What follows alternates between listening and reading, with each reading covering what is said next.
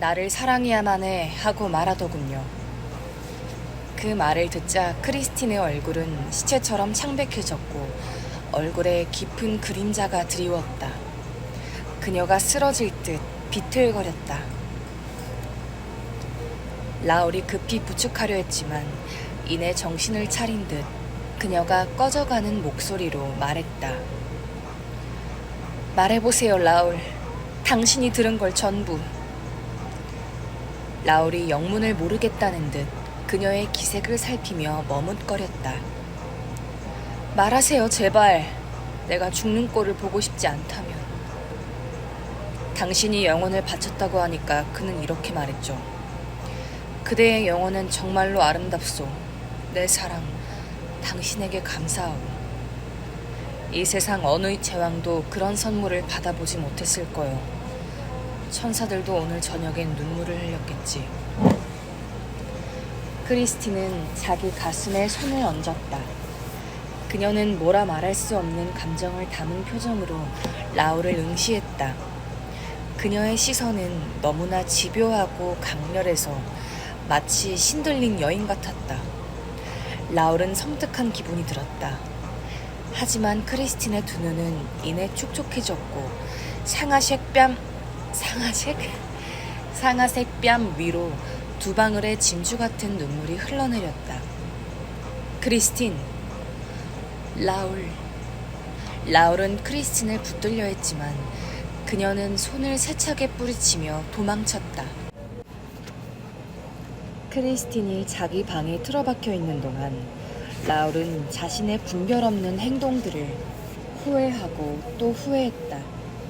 하지만 다른 한편으론 질투심이 온몸의 혈관을 휘젓고 다니는 걸 느꼈다. 자기만의 비밀을 들켰을 때 저런 감정을 드러내는 건 그가 얼마나 소중한 존재인지를 보여주는 것이었다.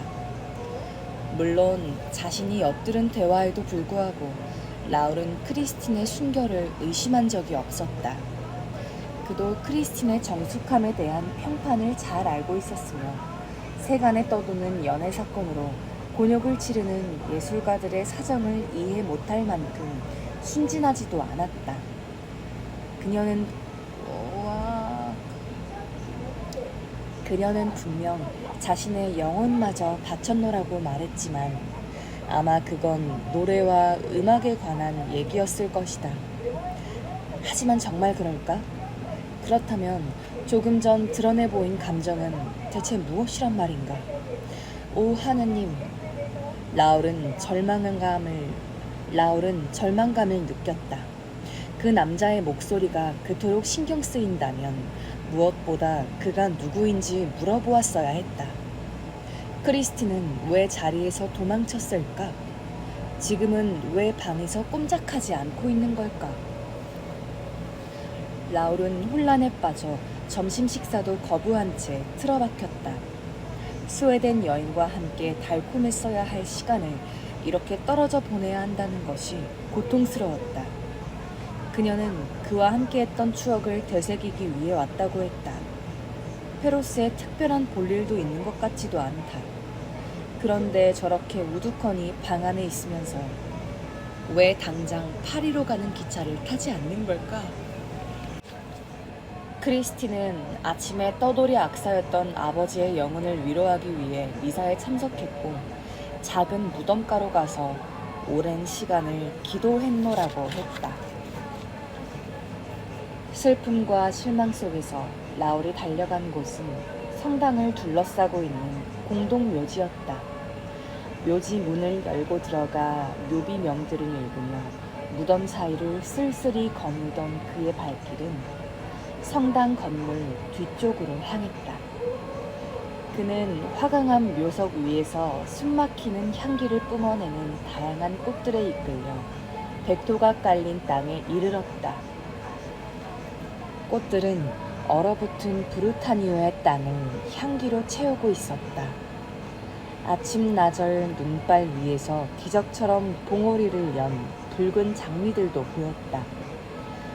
죽음이 도처에 널려있는 곳에서 꽃들은 마치 죽음 속에서 거주하는 작은 생명체들 같았다. 꽃들은 버려진 유골들을 뒹구는 땅까지 뒤덮고 있었다. 수백 개의 해골과 뼈다귀들은 엉성한 철조망에 의지한 채 죽음의 기념탑을 이루며 성당 벽에 기대에 쌓여 있었다. 해골들은 벽돌처럼 나란히 쌓아 올린 뒤 그 사이에 희게 탈색된 단단한 뼈들을 채워놓은 모습이 마치 제기실 벽 밑을 받치는 기단처럼 보였다. 브르타뉴의 오래된 성당 건물들에서는 이렇게 유골더미 가운데 제기실 출입문이 나 있는 걸 어렵지 않게 볼 수 있었다. 라울은 다혜를 위해 기도했다. 그리고 입을 벌린 채 영원히 웃고 있을 것만 같은 해골들에게 쫓기듯 묘지를 빠져나와 바다가 굽어 보이는 언덕 위에 앉았다. 바람은 희미하게 저물어가는 하루 햇살을 심술궂게 쫓아다니며 모래톱 위를 휘젓고 다녔다. 마침내 그 햇살마저 수평선 위에 창백한 한 줄기 빛을 남긴 채 사라졌다. 바람도 잠잠해지고 이내 밤이 찾아왔다. 차가운 밤 공기를 맡고 있었지만 추위는 느껴지지 않았다. 황량하고 비통한 풍광들과 함께 그의 머릿속은 추억들을 배회하고 있었다. 바로 저곳이다. 날이 저물고 달이 떠오를 때면 그는 어린 크리스틴과 함께 춤추는 난쟁이 요정을 보기 위해 이곳에 오곤 했다. 시력이 좋은 라울은 한 번도 요정을 보지 못했지만 근시가 있는 크리스틴은 여러 차례 요정을 보았다고 했다. 추억을 더듬으며 홀로 미소 짓던 라울이 갑자기 소스라쳤다. 언제 어디에서 왔는지 사람 형태의 그림자 하나가 옆에 서 있었다. 그리고 그림자는 말했다. 오늘 밤에 난쟁이 요정들이 올까요? 크리스틴이었다. 뭐라고 말하려 했지만 크리스틴이 조용히 하라는 듯 장갑 낀 손을 그의 입에 갖다 댔다. 내 말 잘 들어요, 라울. 전 오늘 중요한 비밀을 털어놓으려고 해요. 아주 중요한 얘기예요. 그녀의 목소리가 떨려 나왔다. 라울이 이야기를 기다렸다. 가슴이 답답한지 그녀는 겨우겨우 말을 이어갔다. 기억나나요, 라울? 음악의 천사에 얽힌 전설 말이에요. 물론 기억하죠. 아마 여기였을 거예요. 당신 아버지가 처음 그 이야기를 해준 곳이. 그리고 여기에서 아버진 말씀하셨죠. 얘야, 내가 하늘나라에 가면 음악의 천사를 보내주마. 라울, 그렇게 아버지는 하늘나라로 가셨고 정말 음악의 천사가 날 찾아왔어요. 물론 그랬겠죠. 그녀의 머릿속에 최근에 거둔 화려한 성공과 아버지에 대한 추모의 마음이 뒤섞이고 있는 거라 생각하며 라울이 진지하게 말했다. 자신이 겪은 천사의 방문을 순순히 인정하는 걸 보고 크리스틴이 조금 놀란 듯 되물었다. 그걸 어떻게 알죠, 라울? 그녀가 창백한 얼굴을 들이대는 바람에 젊은 청년은 크리스틴이 키스라도 하려는 줄 알았다. 하지만 크리스틴은 어둠 속에서 그의 눈동자를 통해 속마음을 읽으려 하고 있었다. 그날 노래를 부르는 당신을 보고 인간이 낼 수 없는 목소리라고 생각했어요. 기적이나 하늘의 도움 없인 말이에요. 더구나 당신에겐 그런 훌륭한 음악을 가르쳐줄 선생도 없잖아요. 그러니 당신은 음악의 천사의 방문을 받은 게 틀림없어요. 맞아요. 바로 그 대기실이었어요. 바로 그곳으로 찾아와 매일매일 날 지도해 주었죠. 그렇게 말하는 어조가 터무니없을 정도로 진지해서 라울은 걱정스럽게 크리스틴을 바라보았다. 하지만 그녀는 라울의 시선을 피해 뒷걸음질 쳤고 아무 기척 없이 어둠과 섞였다. 당신 대기실로 찾아왔다고요? 그의 반문이 공허한 메아리처럼 울렸다. 그래요. 아이고, 안 돼, 정신 차려. 그래요. 그의 음성이 들려왔어요. 그런데 그 소리를 들은 게 나만이 아니었어요. 누가 또 그 소리를 들었다는 거예요, 크리스틴? 바로 당신이요. 내가요? 내가 천사의 목소리를 들었다고요? 네. 그날 저녁 당신이 문 밖에서 들은 게 바로 천사의 목소리였어요. 나를 사랑해야만 해 라고 한 그 목소리요. 그걸 들은 건 나뿐이라고 믿었는데 오늘 아침 당신도 그 목소리를 들었다는 얘기에 얼마나 놀랐는지. 라울이 웃음을 터뜨렸다. 어느새 밤의 어둠이 황량한 들판을 뒤덮었고 막 떠오른 달빛이 두 사람을 감싸고 있었다. 크리스틴이 고개를 돌려 라울을 쏘아보았다. 부드럽기만 하던 그녀의 눈빛에 불꽃이 일었다.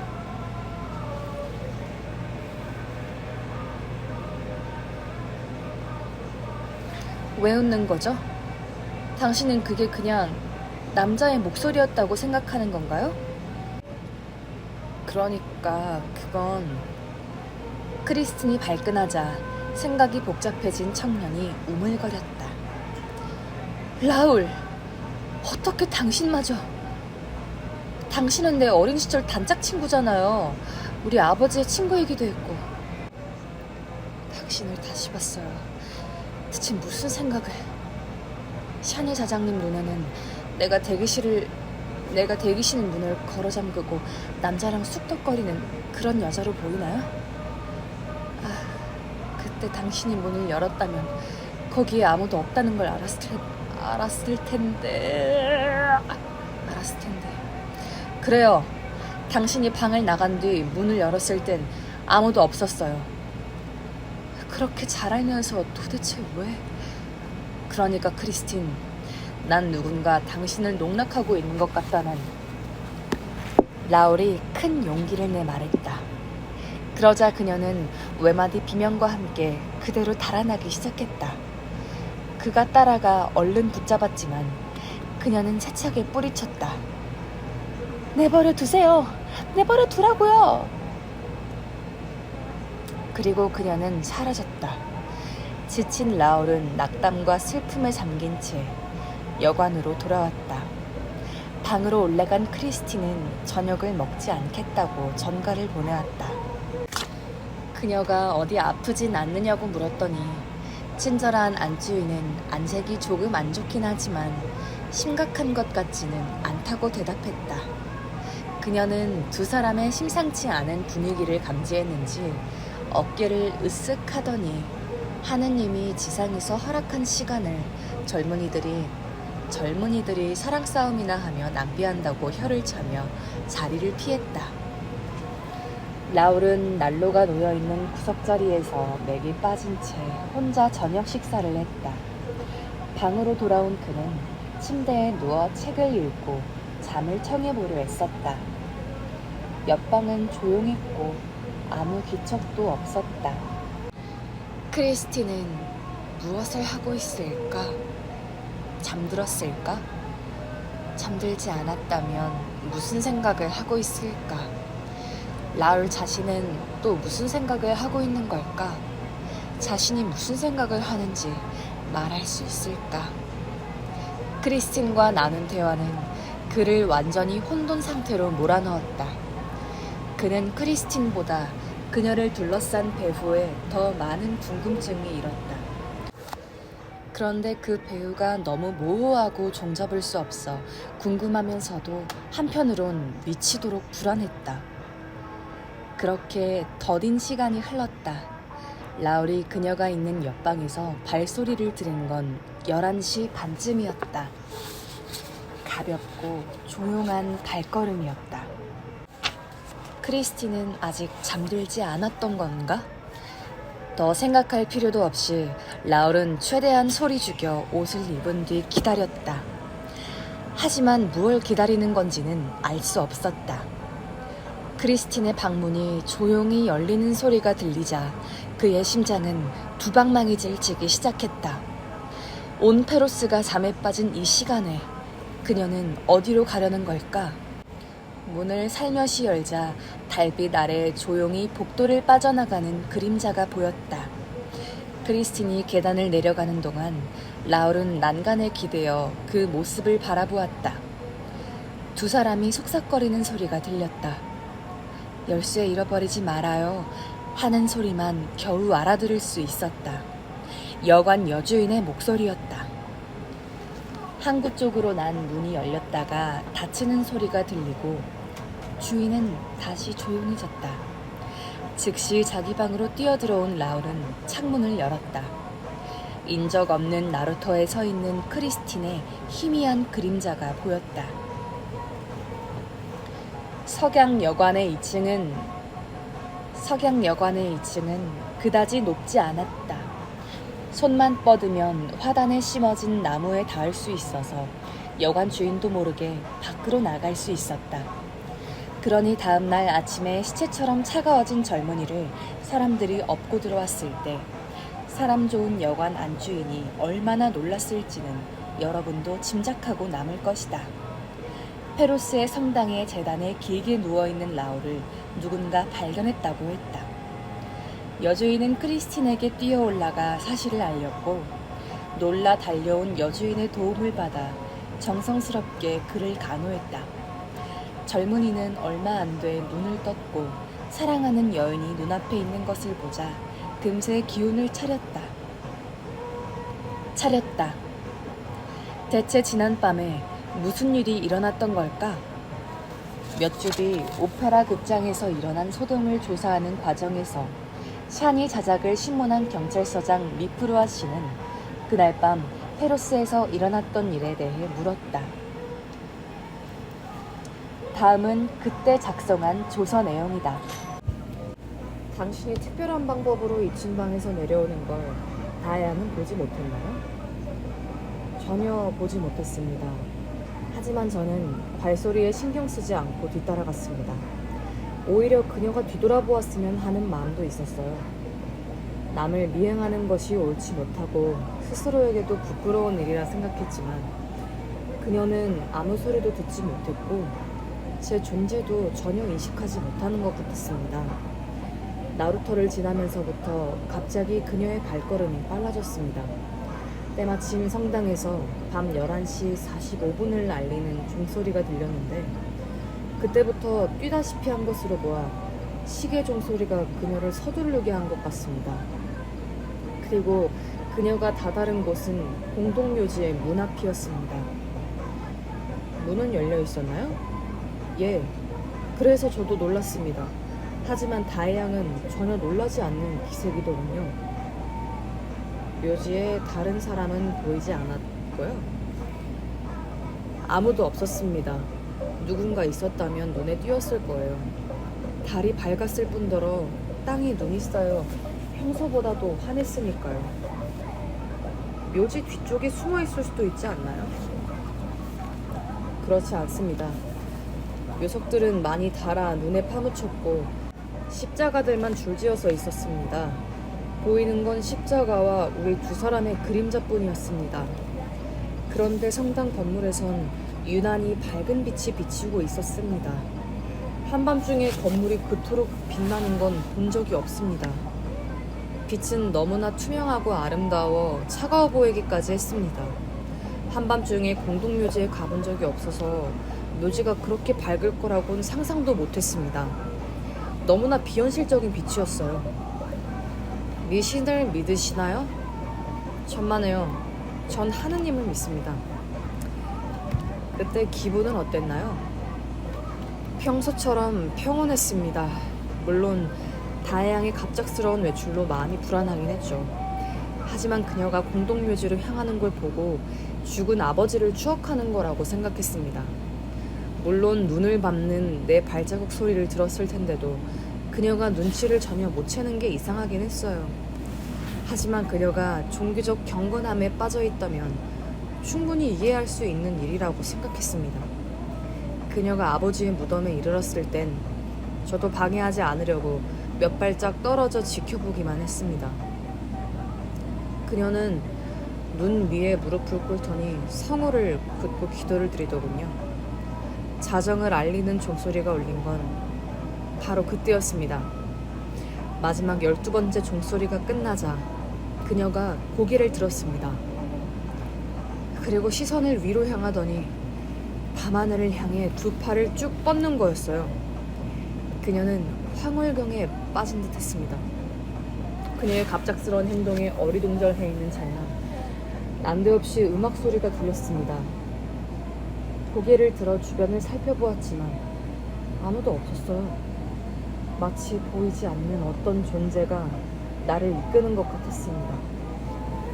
그리고 그 곡은 우리가 잘 아는 곡이었습니다. 크리스틴과 내가 어렸을 적에 듣던 바로 그 곡. 하지만 다이씨가 연주하던 바이올린 소리와는 다른 숭고함이 있었어요. 순간 나는 크리스틴이 얘기한 음악의 처사를 떠올릴 수밖에 없었습니다. 한 번 들으면 잊을 수 없는, 정말 하늘에서 들려오는 소리는 아닐지라도 이 세상 것은 아니라는 생각이 들었어요. 그곳엔 악기도 없었고 그런 악기를 다룰 수 있는 연주자도 없었습니다. 지금도 그 놀라운 음악 소리가 귀에 선합니다. 리자로의 부활이라는 곡이었는데 다의 영감님이 슬프거나 영적 기운에 차 있을 때 연주하던 곡이었어요. 크리스틴이 말한 천사가 죽은 떠돌이 악사의 바이올린으로 천상의 연주를 들려주는 거라고밖에 생각할 수 없었습니다. 예수의 기도 대목은 혼을 빼앗길 만큼 황홀해서 크리스틴의 아버지 무덤 묘석이 땅 위로 서서히 솟아오르는 느낌이 들 정도였습니다. 순간 머릿속에 이곳에 다의 영감님이 바이올린과 함께 묻혀 있었지 하는 생각이 들더군요. 음산하면서도 환한 밤중, 해골들이 입을 벌린 채 웃고 있는 인적없는 공동묘지 한가운데서 온갖 망상들이 내 머릿속을 스치고 지나갔습니다. 음악이 그치자 비로소 정신을 차렸습니다. 그런데 그 순간 유골더미에서 무슨 소리가 들려오는 것 같았습니다. 아하, 뼈다귀들 사이에서 무슨 소리가 들렸다고요? 그렇습니다. 마치 해골들이 킬킬대는 소리 같아서 온몸에 소름이 돋았습니다. 유골더미 뒤에서 천상의 연주자가 몰래 숨어 당신을 홀린 거라고 생각하진 않았나요? 물론 그런 생각도 했죠. 그런 생각을 하느라 다혜양이 조용히 몸을 일으켜 공동묘지 출입문으로 가는 것도 알지 못했어요. 그녀는 뭔가에 사로잡혀 내 존재를 전혀 의식하지 못하는 것 같았어요. 나는 꼼짝 않고 뼈다귀 더미만 노려보았어요. 이 믿기지 않는 이야기가 대체 어디서 끝날지 알고 싶었습니다.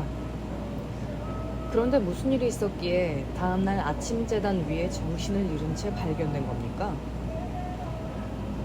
정말 눈 깜짝할 사이에 벌어진 일이었어요. 해골 하나가 내 발밑으로 굴러왔고 또 하나가 잇따라 굴러왔습니다. 마치 누군가 나를 향해 공을 굴리는 것 같았어요. 뼈다귀 뒤에 숨어있던 음악가가 해골 더미를 잘못 건드려서 무너진 게 아닌가 하는 생각도 했습니다. 그런데 이런 생각을 하는 사이 그림자 하나가 재빨리 제의실 담벼락을 가로지르는 게 보였습니다. 전 서둘러 따라갔죠. 하지만 그림자는 문을 열더니 재빨리 성당 안으로 뛰어들었습니다. 망토자락을 흩날리며 달아나는 그림자를 쫓아갔습니다. 그리고 겨우 그림자의 망토자락을 붙잡을 수 있었어요.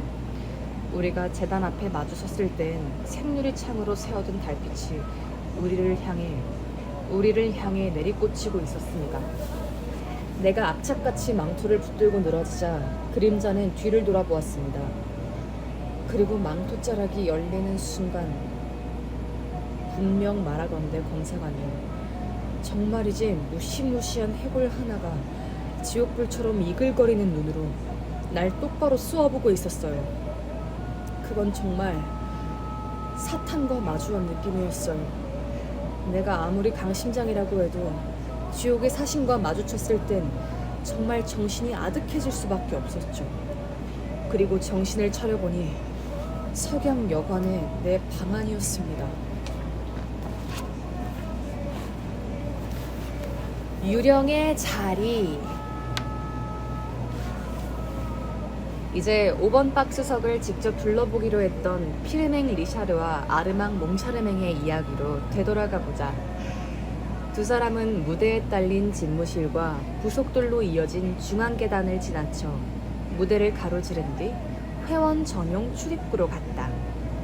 그리고 객석으로 들어가 왼쪽 첫 번째 복도를 지났다. 이렇게 오케스트라석의 첫째 열 사이를 지나온 그들은 마침내 5번 박스석이 올려다 보이는 곳에 이르렀다. 거기서는 박스석 내부가 잘 보이지 않았는데 위치상 절반은 그늘이 진 데다 붉은 비로드로 된 팔걸이를 덮은 좌석 덮개가 길게 늘어져 시야를 가리고 있었기 때문이다. 갑자기 그들은 거대한 암흑과 무거운 정막이 한가운데 서게 되었다. 무대 기술자들이 한잔하러 간 시각이라서 적막감은 더했다. 반쯤 설치하다만 장치들과 함께 무대는 비어 있었다. 어디서 들어왔는지 사위어가는 별빛처럼 창백한 빗줄기 하나가 무대 위 골판지로 만든 낡은 성로의 총안을 비치고 있었다. 이런 인공의 어둠 속에서는 특히 이렇게 흉흉한 소문이 떠돌 때에는 모든 사물들이 수상쩍어 보이는 법이다. 텅 빈 오케스트라석을 뒤덮은 푸른색 천들은 검푸르게 요동치다가 거인 아다마스토르의 명령으로 갑자기 정지해버린 바다를 연상케 했다. 그러고 보니 좌석들 사이에 있는 몽샤르맹과 리샤르는 마치 정지된 경랑 한가운데 난파당한 조난자들 같았다. 두 사람은 배를 버리고 기슭을 찾아 헤매는 선원들처럼 허우적거리며 좌측 박스석을 향해 나아갔다. 어둠 속에서 반질반질 빛이 나는 석회암 기둥 8개가 천길 낭떠러지를 지탱하듯 1번과 2번, 3번 박스석 발코니를 굳세게 떠받치고 있었다. 그 발코니의 전면은 구불구불한 선에 복잡한 아라베스크 모양으로 수놓아져 있었다. 절벽 위 까마득히 높은 구릿빛 천정 꼭대기에는 르네프베가 그려넣은 신화 속 인물들이 몽샤르맹과 리샤르의 불안을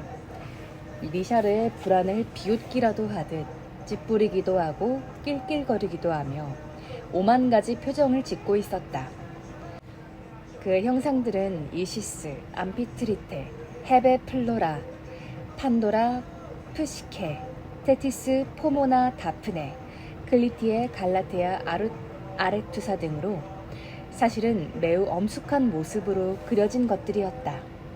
그 중에도 판도라의 상자로 유명한 판도라와 아레투사는 난파선 위에서 5번 박스 첫째 열을 바라보며 생각에 잠긴 두 신임 극장장들을 똑바로 응시하고 있었다.